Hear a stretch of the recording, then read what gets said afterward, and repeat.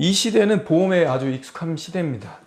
예전에는 자동차 사면 자동차 화재 보험 하나면 충분했는데 이제는 추가 비용 내고요. 운전자 보험을 가입하는 사람들이 늘고 있다고 합니다. 사고 났을 때 법적 공방으로 이어지는 경우가 많아졌기 때문이죠. 우리가 살면서 자동차 보험, 운전자 보험, 암보험, 치과 보험, 각종 실비보험 등 어디까지 보장해준다, 얼마까지 해주겠다, 몇 세까지 보장이다. 지금 보험사들은 결국 이 경쟁을 하고 있죠. 그런데 그 보험들 가입하려고 설명 잘 듣다 보면 빈틈이 있습니다. 아쉬움이 좀 남죠. 80% 혹은 90%까지는 해주지만 100% 해주는 보상은 아직까지 없습니다. 최대 얼마까지 한도 있고요. 그것마저도 막상 보험금 탈 때쯤 되면 이런저런 조건이랑 사유 붙여가면서 최대한 삭감하려 들죠. 인간이니까 보험사 쪽에서 당연히 안 주려고 할 거고, 돈을.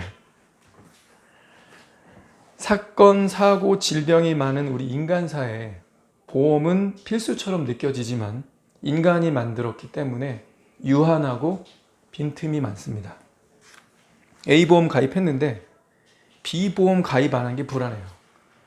어떤 사고든 질병이든 안전하게 보장되면서 완벽하게 책임지는 만능열쇠 같은 보험 없을까?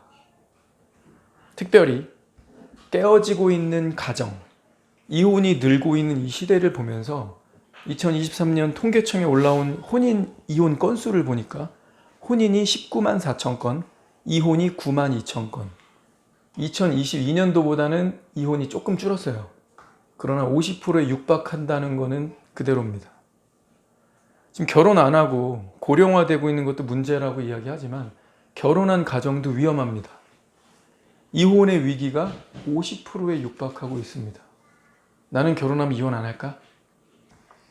이런저런 이유들을 붙여서 결국은 성격 차이, 경제적 이유, 여러 이유를 붙여서 이혼하고 있습니다.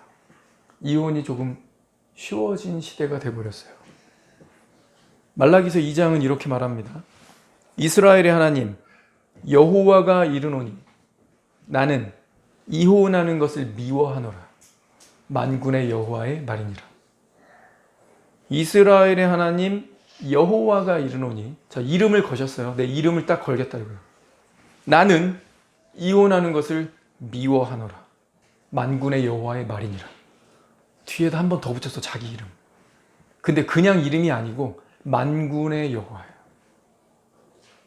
하나님 이거 무슨 말이죠? 진짜 싫어한다는 거예요. 이혼하는 거 하나님은 어떤 마음입니까? 진짜 싫어한다. 그냥 하나님이 미워하면 미워하는 걸로 끝날까요?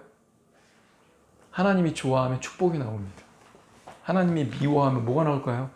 예, 그렇습니다. 근데 하나님 뭐라고 하세요? 이혼하는 것을 미워하노라. 그리스도인은 가정을 지켜야 합니다. 기독교인이 세상의 대열에 합류해서 이혼에 기여해서는 안 됩니다. 왜 이혼할까요? 싸우니까. 그럼 왜 싸울까요? 갈등이 발생하는데 이 갈등을 해결을 못하니까. 아니면 해결하기가 싫으니까. 못하겠는 게 아니라 하기 싫은 거죠. 자존심 때문에. 자기가 피해자라고 느끼니까. 여러 요소들이 있을 거예요. 그러나 갈등의 요소는 상대방에게만 있는 게 아니고 남자나 여자 둘 다 가지고 있어요. 그러니 갈등은 피할 수 없습니다. 우리의 질문은 이겁니다. 내 안에 갈등의 요소가 있고 그래서 갈등을 피할 수 없는데 우리가 결혼을 한다. 그러나 하나님의 백성으로서 가정을 지켜야 한다면 우리의 질문은 성경은 해법을 가지고 있는가? 말씀은 우리에게 갈등의 해법을 제시하고 있는가? 그렇다. 그 대답은 그렇다예요. 오늘 저와 여러분이 읽은 말씀이 그겁니다. 완벽한 보험. 심플하지만 완전해요. 이것만 있다면 남자나 여자 모두 안전합니다. 그리고 기간, 평생 보장받습니다. 이것이면 충분합니다. 성경이 말하는 남자는 이 보험을 들어라. 여자는 이 보험 하나면 충분하다. 그런 거 있다니까요. 전지전능한 하나님이시기 때문에 우리에게 만능 열쇠를 주셨어요. 여자는 순종보험에 가입하라. 남자는 3개 가입해야 돼요. 모두 필수 가입입니다. 첫째는 사랑, 둘째는 지식, 셋째는 책임입니다. 오늘 본문 봅시다. 에베소 5장 22절. 아내들이여 자기 남편에게 복종하기를 주께 하듯 하라. 다음. 아내들아 이와 같이 자기 남편에게 순종하라. 이는 하나님 앞에 값진 것입니다. 전에 하나님께 소망을 두었던 거룩한 부녀들도 이와 같이 자기 남편에게 순종하고 자기를 단장하였나니 사라가 아브라함을 쥐라침하여 순종한 것 같이 너희는 선을 행하라. 사도 바울이나 베드로나 둘 다 원포인트를 제시하고 있죠. 순종보험입니다. 아내들 자기 남편에게 복종하십시오. 근데 어떻게 해야 되는지도 베드로나 바울이 똑같이 얘기했습니다. 자기 남편을 주님께 하듯 남편에게 복종하라. 일란성 쌍둥이는요, 유전적으로 100% 동일한 유전자를 가지고 있다고 합니다. 그런데 사회적 환경으로 인해서 한 명을 입양 보내는 시절이 있었어요. 한 사람은 데리고 살고 한 명은 미국이나 어디 유럽으로 입양을 보냈습니다. 20대가 되어가지고 둘이 만나요. 만나자마자 서로 알아보죠. 뭐야 이렇게 거울 본 것처럼 닮았어? 근데 막상 이야기를 하려고 하면 말이 안 통합니다. 다른 사회에서 다른 나라에서 다른 걸 배우면서 자랐으니까. 언어도 안 통하고 호불호도 다르고 그 사람이 가지고 있는 지식의 양도 다르고 믿음도 다릅니다. 왜 그렇죠? 우리는 한마디로 얘기할 수 있어요. 자라난 환경 차이입니다. 우린 이걸 인정하고 있습니다. 그리고 인정해야 합니다. 나를 둘러싼 사회적 환경은 결코 무시 못할 강력한 힘을 가지고 있고요. 두 번째, 더 중요할 수 있습니다. 내가 자란 가정적 환경도 강력한 힘을 가지고 있습니다. 성경은 이걸 인정하고 있어요. 네가 자란 가정적 환경, 너를 둘러싼 그 시대의 환경이 너에게 엄청난 영향을 미칠 것이다. 하나님 그거 인정하세요. 그런데 반전을 주시죠. 그렇다고 세상을 닮아가거나 그렇다고 가족이 이랬으니까 이래야 된다. 그건 내 앞에서 내가 심판할 때 합리화할 수 있는 요건이 못 된다. 그러니 뭐 하라는 거예요? 하나님의 백성들은 이 말씀을 부지런히 가르치고 암송하고 묵상시키고 훈련시키라고 이야기하는 겁니다. 이 세상이, 사회적 환경이, 그 사람이 자라온 독특한 가정적 환경도 그 사람을 무너뜨리거나 세속주의로 빠지지 못하도록 하나님을 충분히 닮을 수 있다라고 이 성경은 약속하고 있는 거예요. 말씀만이 사회적 환경, 가정적 환경, 이 엄청난 영향력으로부터 나를 구원하고 지켜주고 보호해 준다는 거죠. 가족 중에 내가 첫째로 태어났느냐 혹은 막내로 태어났느냐 이런 것도 상당히 영향을 줍니다. 첫째들은 동생들하고 같이 지낼 때요 늘 반말합니다. 그렇죠. 형, 언니, 오빠, 누나 누구랑 싸우거나 뭐 이렇게 할 때도 넘사벽이 있어. 아무리 화가 나도 언니가 그랬잖아, 오빠가 먼저 그랬잖아, 이렇게 돼요. 너라고 하는 순간 부모님이 들을 때 그렇죠. 야, 너 언니한테 반말하니? 왜 너라 그래? 이렇게 되죠. 자, 근데 형, 언니, 오빠, 누나 입장에서 어떻죠? 야, 너, 네가 이런 말 쓰죠. 흥분하면 다 뱉을 수 있어요. 그리고 동생들하고 자라나는 과정 중에 나중에야 내보다 작은 내 동생이 나보다 키 클 수도 있지만 거의 대부분의 경우는 자라는 과정 중에 첫째들이 키가 제일 크고 힘도 제일 세고 제일 먼저 뭔가를 배우기 때문에 계산도 빨라요. 동생들을 리드해 본 거예요, 항상. 보통 첫째들이 가정적 분위기에서 이렇게 자랍니다. 본인이 결정하고 야, 조용히 해. 이거 할 거야. 이런 식이야. 이런 분위기 자라다 보면 복종이 될 수 있을까요? 순종이 자연스럽게 나올 수 있을까요? 가정적 환경 얘기하고 있는 거예요. 사회적 환경은 또 어떻습니까? 지금 우리가 자라나는 이 학생들이 교과서에서 배우는 것, 이 시대가 보여주는 문화 전반이 페미니즘이 주류가 되고 있습니다. 그럼 질문해 볼 수 있죠. 페미니즘이 여권 신장에 도움을 주는가? 말로는 그렇게 그들이 얘기하는데 페미니즘 따라가면 우리 여성의 인권과 우리 여권이 보장받고 더 나아지는가? 그렇지 않습니다. 거짓입니다. 여성을 보호하고 존중해주고 심지어 명예롭게까지 해주는 것은 성경입니다. 역사적으로 여성이 노예 혹은 놀이개 취급을 당했던 고대 사회로부터 현재 이르기까지 성경은 늘 여성을 보호하고 존중해 왔습니다. 몇 개 말씀 볼까요? 말라기서 2장 한번 가봅시다. 14절입니다. 너와 내가 어려서 맞이한 아내 사이에 여호와께서 증인이 되시기 때문이라. 그는 내 짝이요 너와 서약한 아내로되 내가 그에게 거짓을 행하였도다. 그에게는 영이 충만하였으나 오직 하나를 만들지 아니하셨느냐. 어찌하여 하나만 만드셨느냐. 이는 경건한 자손을 얻고자 하심이라. 그러므로 내 심령을 삼가 지켜 어려서 맞이한 아내에게 거짓을 행하지 말라. 이스라엘의 하나님 여호와가 이르노니 나는 이혼하는 것과 옷으로 학대하는 자를 미워하노라. 만군의 여호와의 말이니라. 그러므로 너희 심령을 삼가 지켜 거짓을 행하지 말지니라. 자, 이 말씀 듣고 두려워 떨어야 되는 자 누굽니까? 하나님이 지금 누구 편에서 누구를 지키고 보호하시는 말씀이죠? 쉽게 말해서 지금 누가 혼나고 있어요? 그 당시 남자들입니다. 거짓말하지 마. 너의 행동들, 결혼할 때 너 분명히 그렇게 얘기 안 했어. 너 지금 서약한 거 다 위배하고 있지. 그게 바로 내 앞에서 거짓을 행하는 거야. 그거 하지 마. 3번이나 말씀하세요. 누가 혼나고 있다고요? 남자들이요. 남자들도 이 당시 사람들 할 말이 있을 거예요. 왜냐하면 세상이 다 그랬어요. 그냥 그런 시대였어요.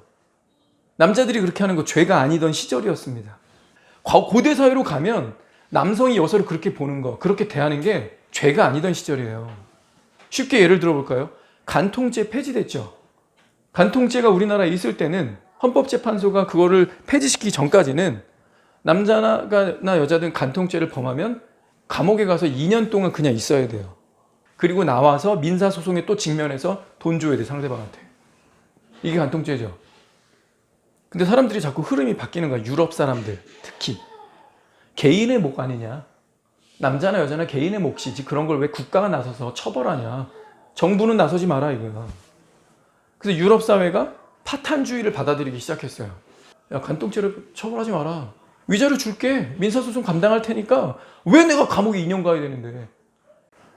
여러분, 이렇게 사회적 분위기, 국민들이 어떤 여론, 이런 것들로 인해서 법까지 바뀐다고요. 문화만 바뀌는 게 아니라 법까지도 바뀌어요. 그럼 우리 물어봐야 되죠.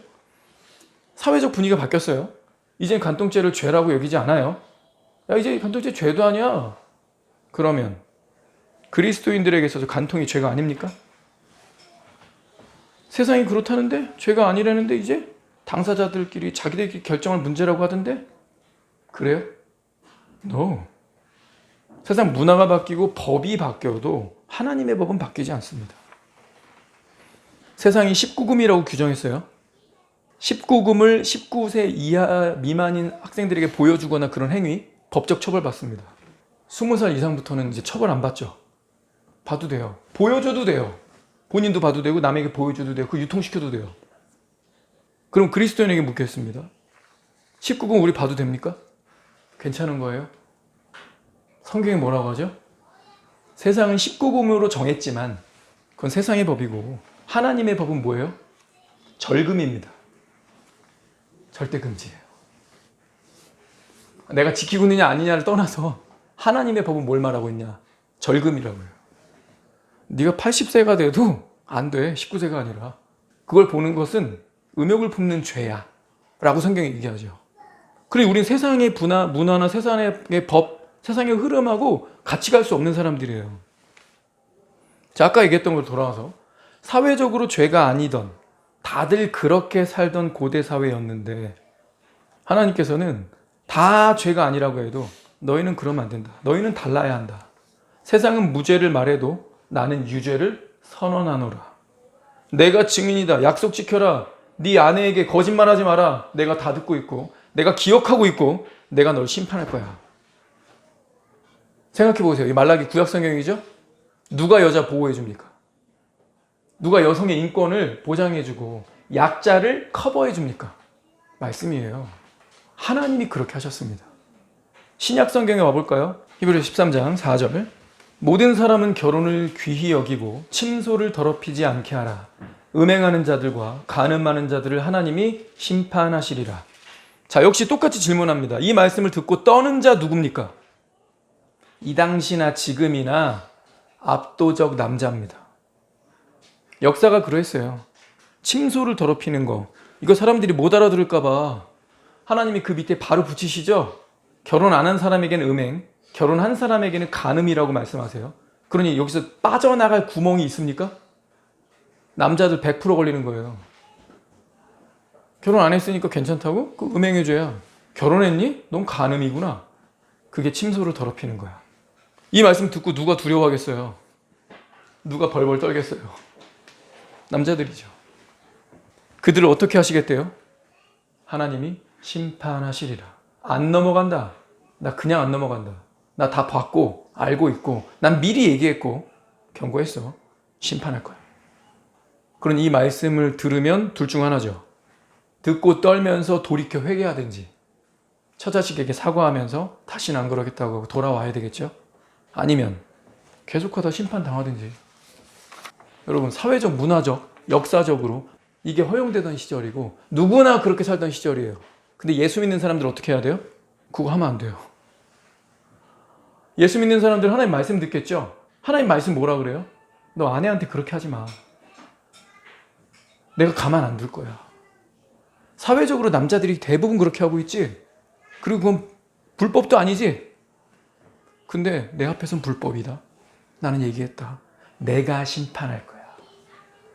인간 사법기관에서 심판 안 받을지 몰라도 만군의 여호와 내가 심판할 거야. 저는 그 여성들은 어디 뒤에 있으면 돼요?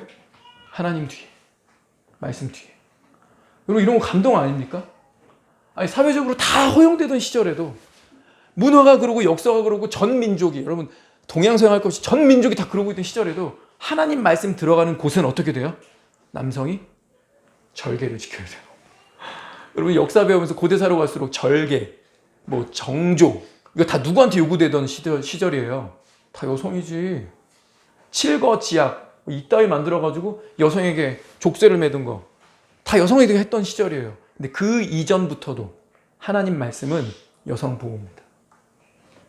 까불지 마라. 네 하나님 백성이면. 너 이거 읽었니? 그리고 너를 심판하겠다는 거 알아들었어? 그럼 너는 어떻게 해야 될지 보이지? 세상법 따라가지 마. 문화나 분위기 따라가지 마. 그래서 조선시대에 선교사들이 들어왔을 때 제일 먼저 부딪혔던 게 뭐예요? 축첩제도죠.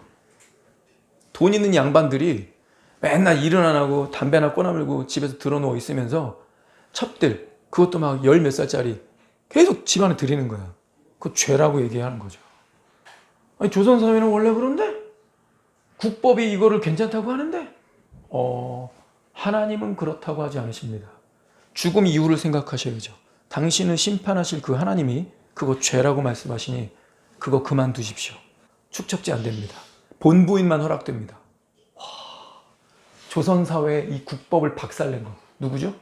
하나님이잖아요. 근데 옛날만 그렇습니까? 지금도 동일해요. 얼마나 문란해지고 얼마나 음란해지고 은밀해졌습니까? 누구나 접근성 가능한, 그것도 무료로. 그런 시절 돼도요, 여성 보호해 주는 건 말씀입니다. 남자들 이 뇌에, 남자들의 이 마음에 이 말씀이 들어가 여자가 보호받는 거예요. 근데 오늘 말씀이 동일하게 무슨 얘기하고 있어요? 자, 기억하세요. 페미니즘이 여권 신장을 외치는 그들이 여성의 인권을 신장시켜주지 않습니다. 권리를 보장해 주는 거 아닙니다. 누가 해준다고요? 하나님이. 무엇이 해준다고요? 말씀이. 이 믿음과 이 마음으로 말씀을 보셔야 돼요. 오늘 본문이 굉장히 거슬릴 거예요. 이건 완전히 반문화적이고 반사회적인 이야기입니다. 이 말씀 얼마나 기분 나빠요.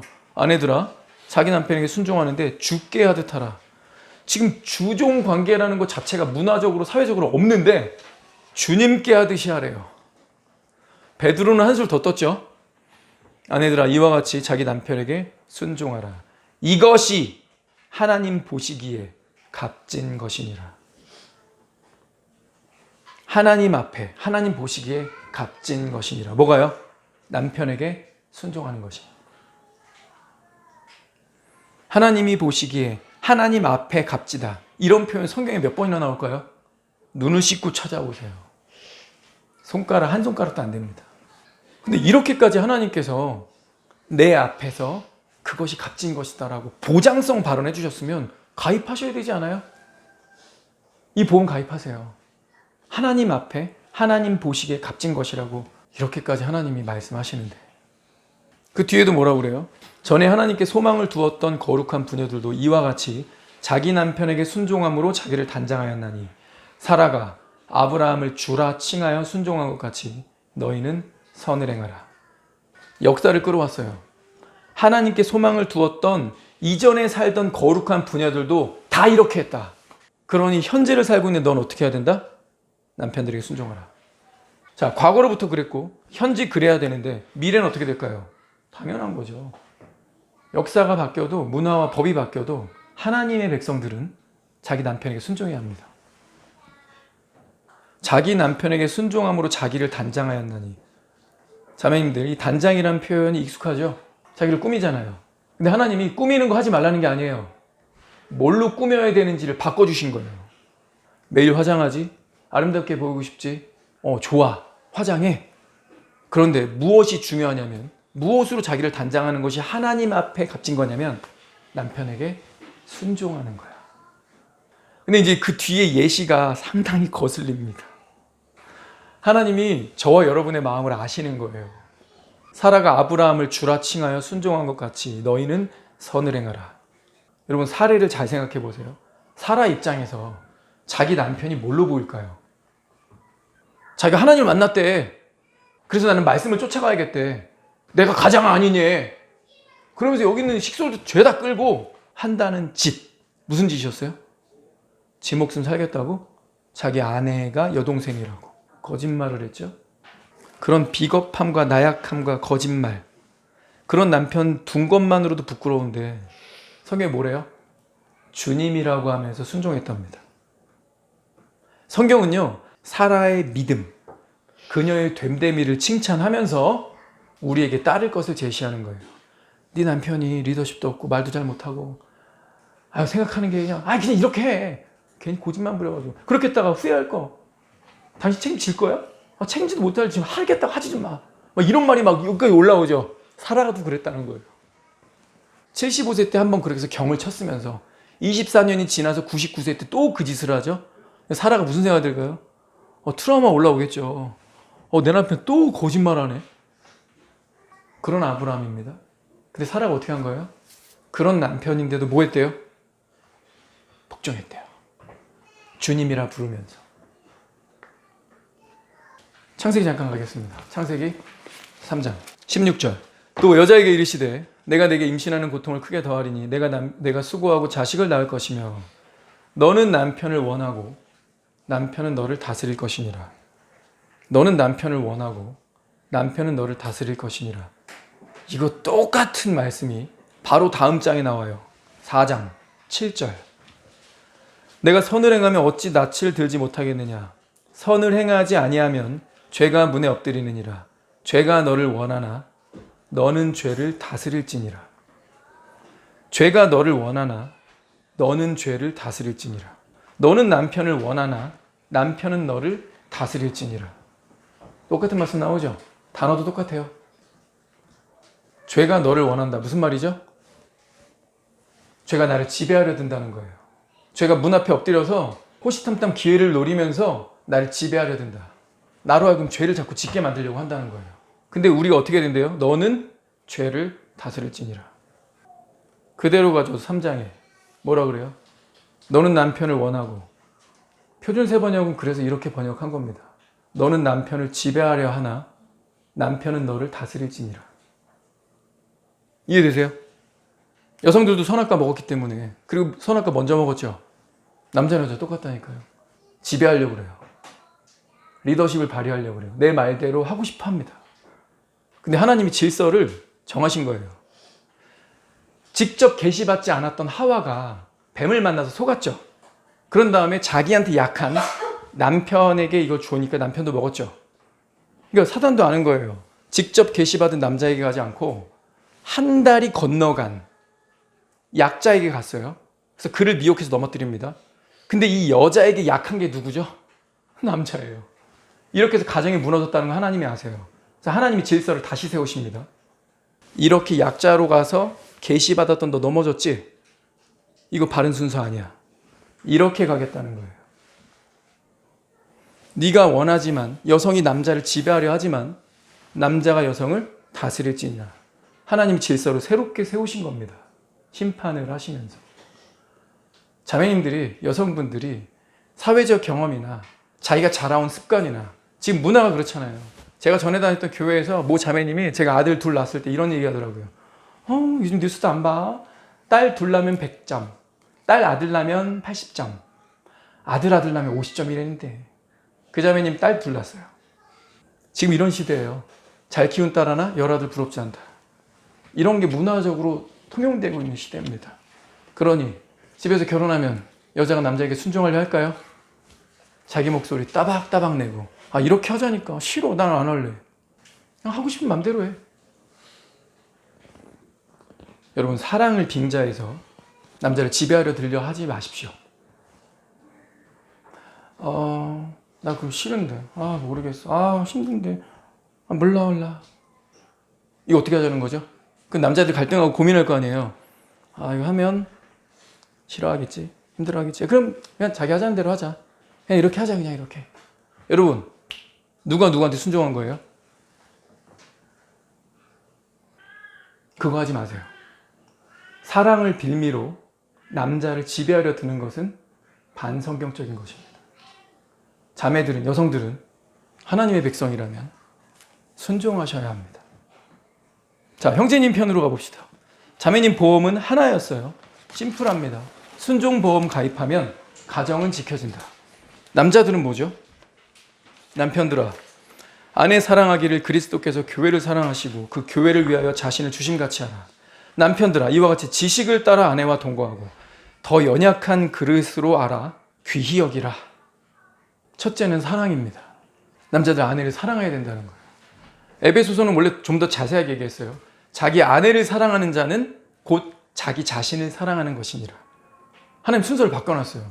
모든 인간이 자기에 빠지게 되어 있는데 순서를 바꿔놨어요. 네가 널 사랑하려면 아내를 사랑해야 돼. 아내를 사랑하는 게 곧 자기 자신을 사랑하는 거야. 이렇게까지 얘기를 하셨습니다. 남편이 아내를 어떻게 사랑해야 돼요? 자기 자신 사랑하는 거 이상으로. 우선적으로 아내를 사랑하라는 거죠.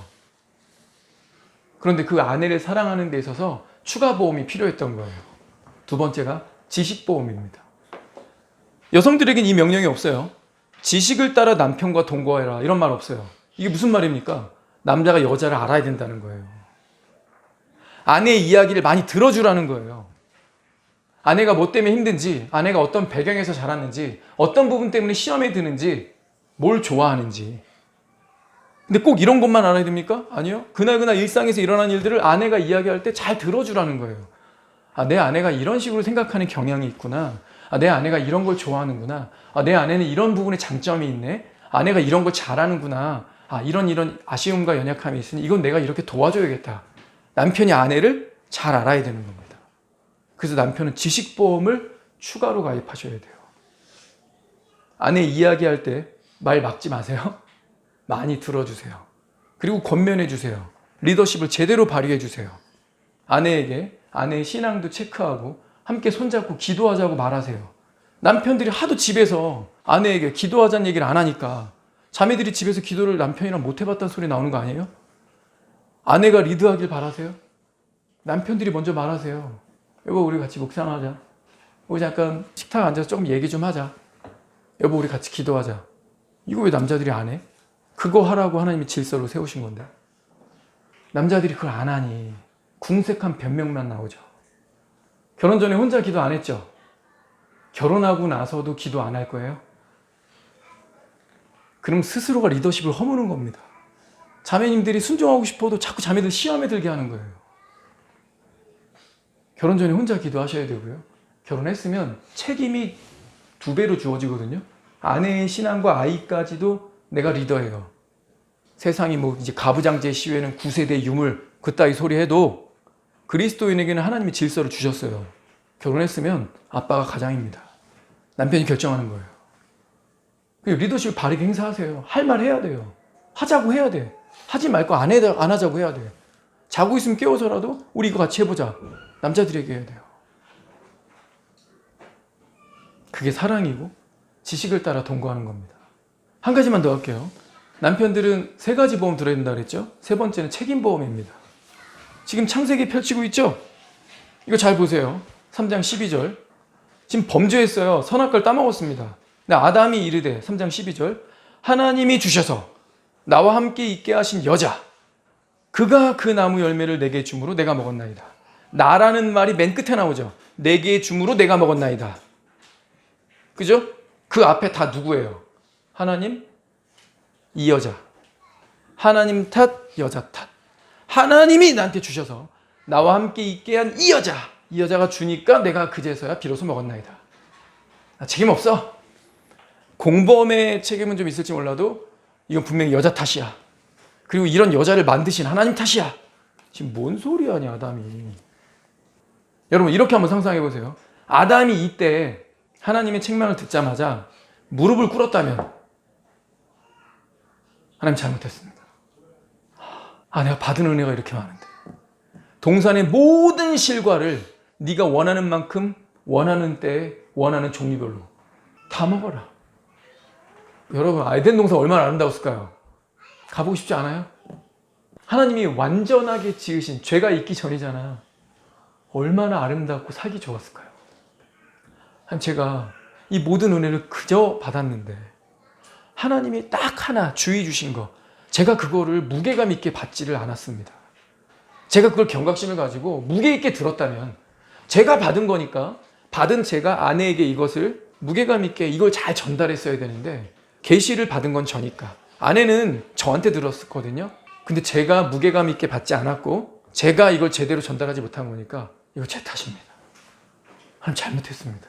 하고 아담이 그냥 무릎을 꿇었다면 그 다음부터 성경 어떻게 쓰였을까요? 여러분 기억하세요. 하나님은요 죽이는 게 목적이 아닙니다. 살리는 게 목적이니까 회개라는 기회를 주시는 거 아니에요? 그래서 찾아오신 거예요. 회개할 기회 주려고 아시는데 먹는 거 안 보셨겠어요? 하와가 뱀한테 속고 있는 거 그 과정 모르셨겠어요? 다 아세요. 다 보셨어요. 근데 기회 주려고 찾아오신 거예요. 근데 그때 아담이 하는 짓이 죄송하지만 이런 표현 쓸게요. 하와가 볼 때 얼마나 꼴사나웠을까요? 아이고 저것도 남자라고 내 탓하고 있네. 먹을 땐 좋다고 먹더니 그냥 하와가 바로 복사하죠. 하나님이 하와야 왜 그렇게 했니? 뱀이 꼬셔가지고 먹었어요. 지금 누구 따라한 거예요? 하나밖에 없는 이분. 하나님 탓, 내 탓하고 있는 이분. 근데 나는 적어도 하나님 탓은 안 할래요. 뱀이 꼬셔서 먹었어요. 하나는 분명하게 알 수 있죠. 남자들은 책임져야 돼요. 책임지기 싫어한다는 거 하나님 아세요. 그게 우리 연약함입니다. 근데 책임지기 싫어하니까 역사가 어떻게 된 거예요? 이렇게 된 거예요. 남자들은 책임지십시오. 제가 그래서 아내들 보고 사랑이라는 빌미로 남자 조종하려 들지 말라는 얘기 하는 거예요. 왜? 책임 남자가 져야 되거든요. 이야기는 할 수 있어요. 여보 난 이게 이래. 난 이런 부분이 이럴 수 있어. 난 좀 이런 부분이 좀 그래. 라고 얘기는 할 수 있어요. 대신 남자가 결정할 수 있게 해주세요. 여보 알겠어. 당신 의견, 당신 뜻 충분히 알았어. 근데 결정은 내가 하는 건지 알지? 기다려줘. 나 좀 더 고민해 볼게. 그리고 우리 기도하자. 이거 며칠 시간을 두고 결정하자. 넘사벽이 있어요. 하나님이 정해놓으신 금도가 있습니다. 지배하려 들지 마시고 결정에 영향을 미치려고 애쓰지 마세요. 책임 누가 지니까? 남자가 질 거니까. 그리고 남자가 져야 하니까. 남자가 책임 안 지려고 해서 이 인류 역사가 이렇게 됐는데 그거를 내 가정에서 반복하시겠습니까? 저도 결혼해보니까 아담 흉볼 게 아니더라고. 제가 얼마나 추리한 인간인지 많이 깨달았어요. 종종 그래요. 아내가 뭐 이렇게 얘기를 해요. 그래서 그렇게 했어. 근데 무슨 상황 벌어져. 그럼 제 입에서 바로 이 말 나와. 아까 이렇게 하자 이렇게 했더니 뭐야 이거. 뭐야. 당신 말대로 했다 이렇게 된 거 아니야. 책임전 거하고 지금 아담이랑 똑같아. 내가 제2의 아담이더라고. 남자들 어떻게 해야 돼요?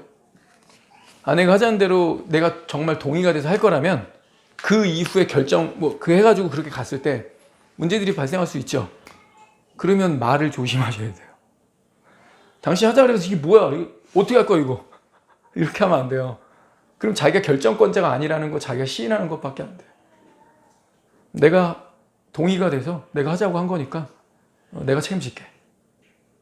남자들 이렇게 나오기를 여성들이 원합니다.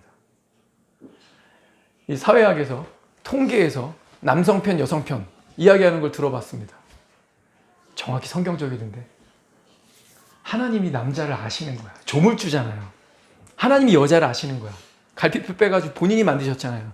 창조주셔서 남자가 이런 존재라는 거, 여자가 이런 존재라는 거 하나님이 제일 잘 아십니다. 통계가 뭘 보여주는지 아세요? 남성편, 남자들은 이렇게 얘기해요.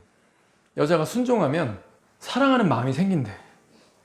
여자가 순종하면 책임지고 싶어진대. 와, 성경이 보여주고 있는 키워드 통계가 말해주고 있죠. 이 불신자들도 합친 겁니다. 반대로 여성들도 이런 얘기해요. 남자가 자기한테 충분히 사랑을 표현하고 그리고 남자들 입에서 이런 표현. 괜찮아. 내가 책임질게. 뭐 그거 죽겠냐. 내가 노가다해서라도 먹여 살린다. 내가 너 책임질게. 이런 말 여자들이 녹는데요. 어디서 나온 거죠? 성경이죠. 아, 역시 하나님이 조물 주신 게 맞구나. 잘 아시는구나. 거의 4,000년 된 이 짬밥의 성경, 구약 성경에 그 얘기 나와 있는데 1800년, 1900년 된 신약 성경에 이 얘기 나와 있는데 야, 이 심리학, 무슨 뭐 통계학이 필요 없고 성경에 다 답이 있었구나. 하나님 정말 남자를 잘 아시는구나. 하나님이 아시니까 우리에게 보험으로 우리에게 말씀을 주신 거겠죠. 아내들이요, 순종하라. 주님께 하듯 이 비리비리해 보이고 볼품없고 실수도 많고 좀 모질아 보여도 남자라면 네가 그에게 순종해야 된다. 그러면 가정은 깨어지지 않는다. 남편들아, 바르게 리더십을 행사해야 되는데 그건 사랑이다. 사랑하고 아껴주고 충분히 표현하는 것. 그리고 문제가 생길 때마다 뒤로 빠지려고 하거나 아내한테 책임을 넘기려고 하는 거, 그런 거 허용되지 않는다. 문제가 생기거나 사건이 발생하면 내가 책임질게. 내가 할게. 라고 나서서 진짜 책임을 지라는 거예요, 남자들. 그럼 아내들이 자원하는 마음으로 순종하고 따라옵니다. 우리는 세상이 말하는 거, 세상의 문화도 바뀌고 세상의 법도 바뀌고 흐름이라는 게 아무리 이렇게 저렇게 바뀌어가도요, 결코 변하지 않는 창세전부터 계셨던 하나님의 법을 받은 사람들입니다. 우리는 세상이랑 다르다는 거를 우리 스스로도 증명하면서 살아야 되고요, 세상에 보여줘야 돼요. 불신자들이, 안 믿는 누군가가, 혹은 교회 다니는데도 잘 아리까리하는 그런 사람들이 기독교, 참된 기독교 가정에 왔을 때 다름을 느낄 수 있어야 합니다. 다름을. 딱 거기 가면 자매님이 사실 대학 더 좋은 데 나왔는데 자매님이 훨씬 더 스마트해 보이는데, 근데 와, 형제님이 한마디 딱 하면 네. 우와, 야, 나도 저런 자매님이랑 결혼하고 싶다. 자매들이 그 기혼가정 집에 왔는데 형제님이 자매를 아끼는 게 너무 사랑스러운 거 보여. 저런 형제님 어디 없냐 하면서 그 형제님 보면서 존경이 되고, 저런 남자 어디 없어요. 저도 저런 형제님 만나고 싶어요. 이런 생각이 들어요. 남자 여자 보험 가입하실 거죠? 우리 교회 형제자매님들이 각자의 성별에 맞게 가입하시기 바랍니다. 기도하겠습니다.